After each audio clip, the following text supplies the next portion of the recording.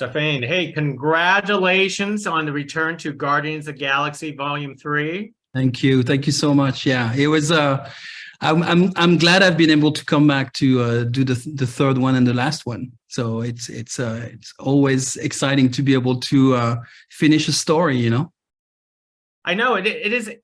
I do have to say the conclusion is a terrific story, but tell us about the journey since I want to say you started with the first one, did the holiday movie. You didn't do the second one, but now you come full circle to the third one. What have you learned throughout this entire journey? Oh my God. Well, I learned a lot on the first one, with working with James and understanding what a filmmaker is. So that was a cool experience. Like I really loved doing the first one. It was hard because we had to create everything, create that world, do that world building that was in front of us, and we had no reference or no nothing. It was just, okay, let's do this, jump into it and do it. And then, obviously I haven't worked with James in a while. I've worked at Marvel for a little while. Was doing Doctor Strange and Ant-Man 2, and I did a little bit. I helped a little bit on Endgame, just a little bit, and then I did Eternals, and then finally came back to do Guardian 3. But it was interesting to see how well I've evolved. Oh my God, you have a cat, beautiful cat. We love animals. We're Guardians of the Galaxy, so we love animals. Yeah, I've evolved as a supervisor, obviously experience and understanding a little bit more about all these characters, and also James has evolved as a filmmaker. He's again super experienced now. He already was when he did the first one, but now he's done a few of these films, and his style has evolved. The way he's shooting has evolved. The way he's directing the actors has evolved.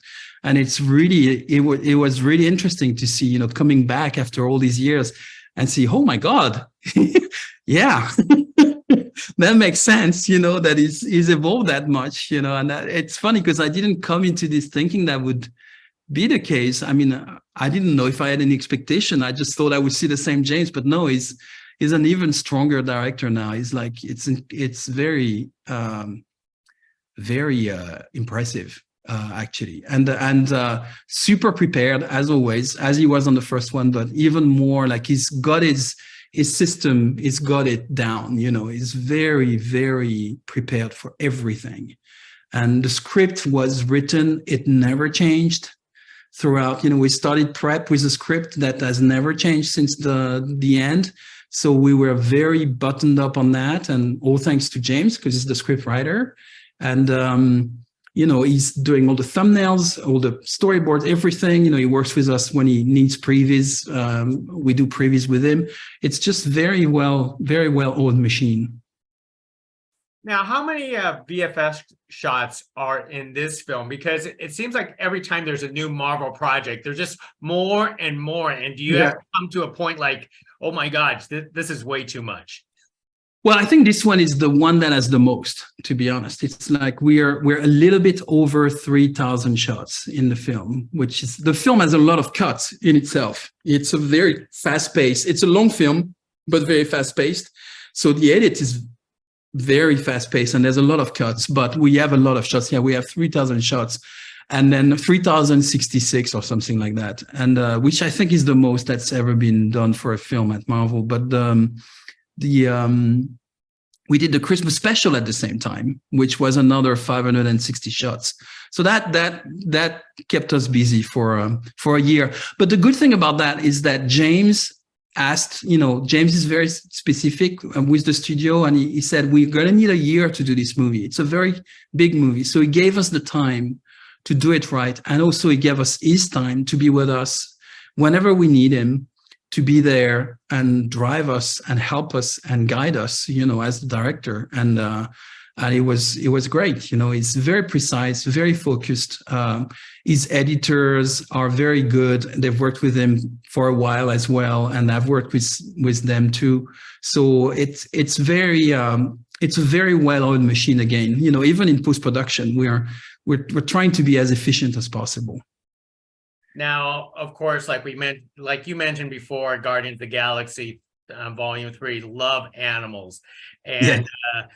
And I've spoken to special effects artists before, and they said doing special effects for animals because of the fur, because of a lot of stuff, is one of the most difficult things to do in film. But you have Rocket, you have Cosmo, you have Blurb, you have everything, every animal under the sun. Could you tell us about the challenges of doing animals and how you managed to pull this off?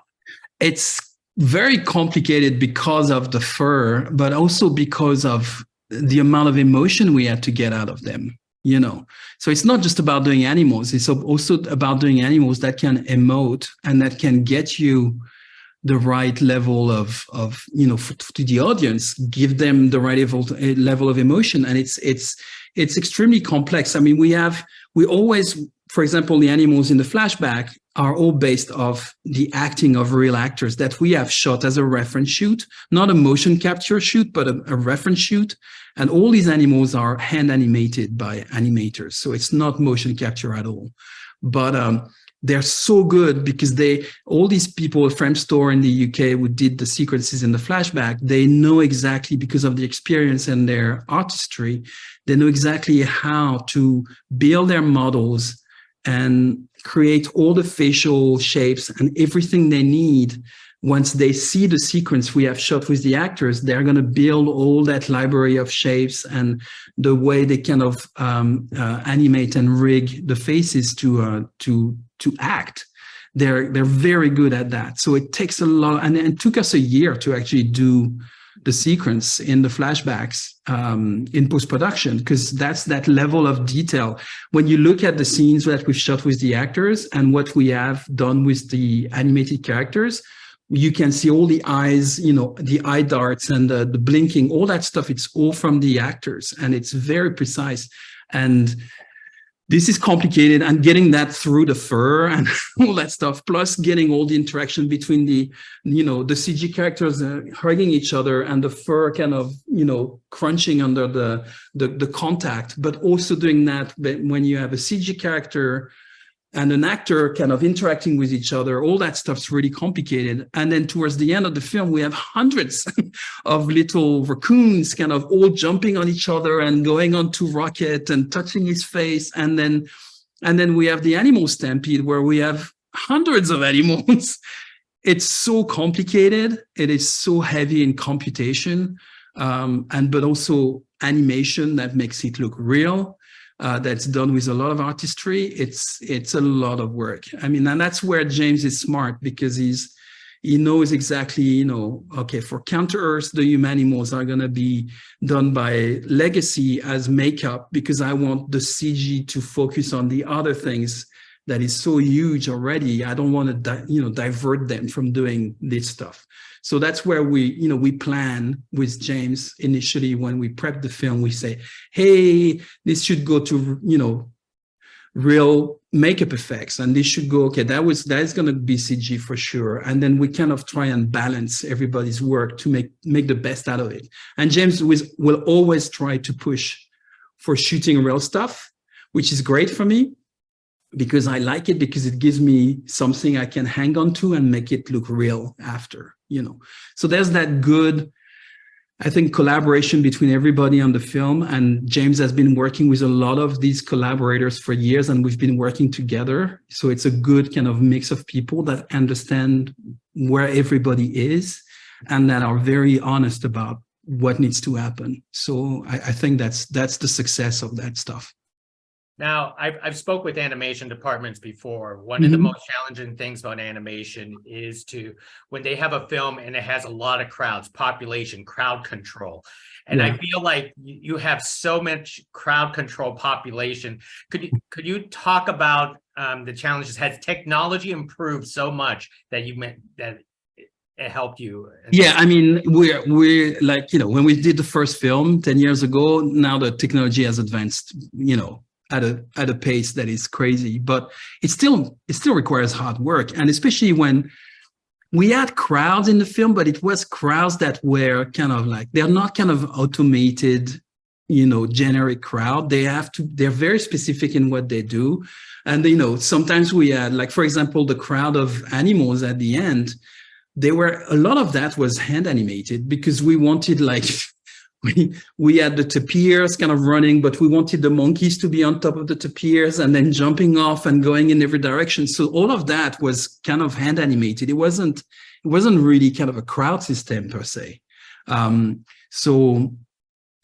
Crowd systems have evolved and we use them. But actually for this film, there was a lot of hand animation, even when you had a ton of little raccoons or a ton of animals kind of running, they're all pretty much hand animated. Now, tell us about the decisions of doing hand animations. I know a lot of productions want to go more and more computers as technology. Yeah. But why do you want to stick with hand animation in this? Well, it's interesting because that's something that when we did the first one, we did a bit of studying, you know, okay, we were like, okay, what if we do mocap for Rocket, for example? And then we tried and it never looked good. It never felt right. It never, it always felt, you know, like these characters at Disneyland that have, you know, these guys with their big heads and, in the streets and you take pictures with them. And it felt like that. It didn't feel like a raccoon. And actually what we ended up doing on the first one for Rocket was we studied raccoons. We had actually a real raccoon coming to my office and James and all the animators came in and we studied how they work and, you know, what they do with their hands and all that stuff. And it's an animal. And I never thought that what we call retargeting a human to a raccoon would work for that. And I've always pushed for real animation because it's such a great character. And you want it to be that mixture of animalistic and also, you know, obviously he can talk and all that stuff. So it's got a human part to him.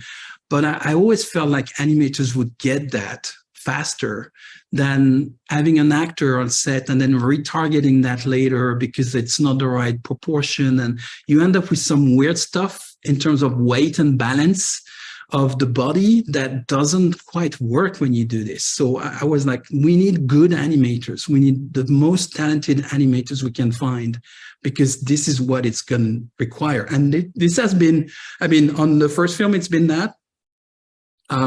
Groot, same thing, was animated, even though it was a little bit more kind of humanoid style, but we went for animation on that. And on Garden 3, that was the same thing. Oh, second. Well, let me wrap it up with one last question. I have to address the elephant in the room is with AI. Yes. Can AI be used as a tool, or is it inevitable, or do we have to find some kind of common ground with AI? I think there's already a lot of things getting done with AI that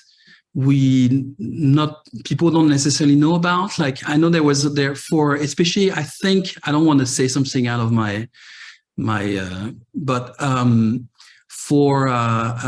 when they did Thanos, I think there was a lot of facial animation that was helped by machine learning in terms of the way the face kind of deforms and everything. I know that they've used that on Avatar as well. So there's a lot of kind of, you know, processes that are happening in the animation once the animator have done their thing that add another level of complexity and reality to the animation that is also done with some level of AI.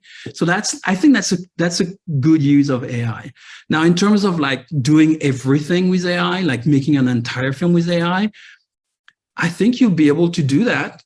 Will it be a good film? I'm not sure. Will it make any sense? I'm not sure. You know, we make films because we're human and we want to tell a story and we want to share it with other people.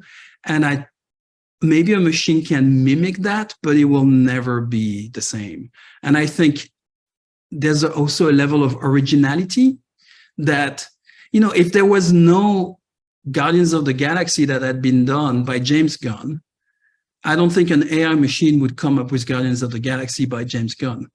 What makes it special is that James has lived for many years on the planet and he's got his experience, and that's why he's telling that story that actually has a lot to do with him, and that you don't get out of a machine. You know, I don't think you do. And I have my story. I've done I've looked at visuals and photography and art, and I've gone through learning science.